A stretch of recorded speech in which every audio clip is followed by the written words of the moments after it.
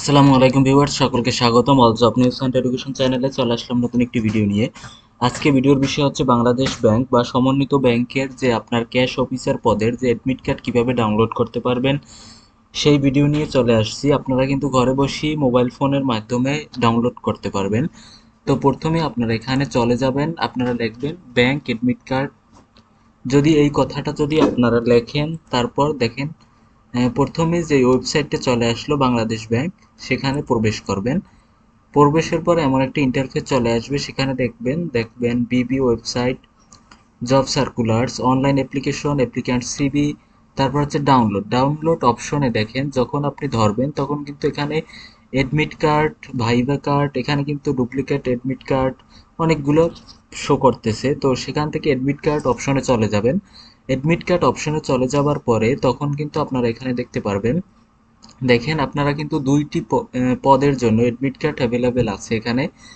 এখানে বলা হয়েছে প্রিন্ট অথবা download admit card for admit card of officer cash.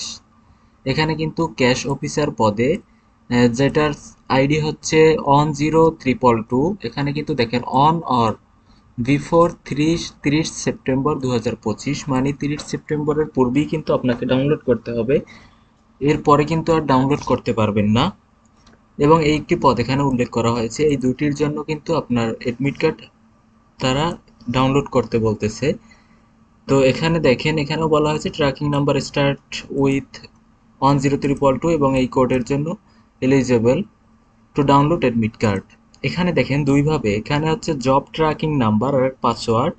তো আপনি যদি এখানে দেখেন অর এর নিচে print admit card by job application tracking number, আপনারা যখন আবেদন করেছিলেন ব্যাংকে তখন কিন্তু আপনার একটা জব আইডি ছিল, ওই জব আইডি কিন্তু আপনার মনে রাখা লাগবে।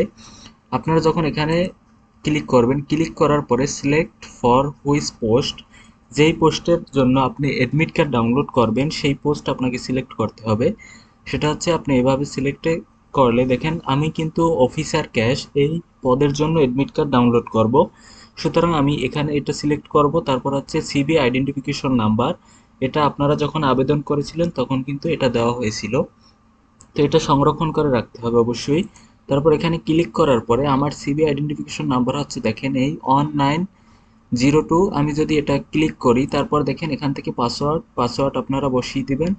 তারপর কিন্তু আপনারা সরাসরি যদি ক্লিক করেন দেখেন প্রিন্ট পিডিএফ, এখানে ক্লিক করলে সরাসরি আপনাদের সামনে অ্যাডমিট কার্ড শো করবে, সেখান থেকে আপনারা ডাউনলোড করে নিতে পারবেন। তো এই ছিল আজকের ভিডিও। যদি ভিডিওটি আপনাদের কাছে ভালো লেগে থাকে তাহলে একটি লাইক, কমেন্ট এবং শেয়ার করতে ভুলবেন না। তো ধন্যবাদ সকলকে।